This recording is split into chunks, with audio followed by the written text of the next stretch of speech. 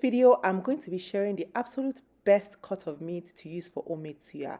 I know it can be so confusing choosing meat, especially when there are so many cuts at the store and you don't know which one will be best for the lovely suya you're about to make. Now I have tried them all, and I hope that you do not have to try all of them like I did for you to find the best cut.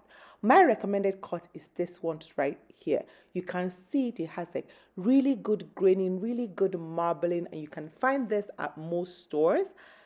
First rule of homemade suya, you want to cut your meat as thinly as humanly possible. You don't want it to be too thick. In this video, I'm using a cleaver knife, which is something that every home cook needs to have. You can freeze it a little bit to make it easier to cut, but this cut of meat cuts really, really well without freezing it prior.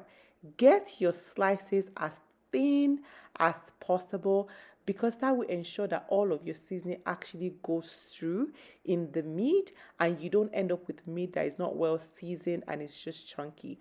You can see the thin slices that I have here. This is the size that you actually want, especially if you're not putting it on skewers and you're just cooking them directly. Next thing you want to do is get your spices ready. Of course, you can use, pre-made suya spice that you can buy from any shop. I like to make my own from scratch just because I can control the flavor. The biggest secret ingredient in suya spice is kuli kuli, so make sure you have good quality kuli kuli. Now I'm adding in some oil into my spice mix, and then I'm just going to add in the freshly cut meat, and I usually would marinate my meat overnight because that just makes it more flavorful. The longer you marinate, we already know that, the more flavorful meat becomes, but assuming you do not have time to marinate, that's okay.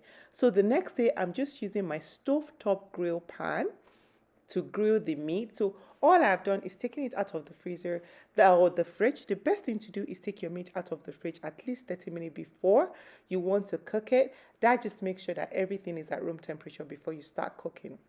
And as you can see, this looks absolutely delicious. You don't have to cook it for too long. As soon as it browns on all sides, it is ready to go. And that is the beauty of this cut of meat, which is the flank cut. Absolutely best cut for suya if you're making it at home. Try it and let me know what you think. Enjoy!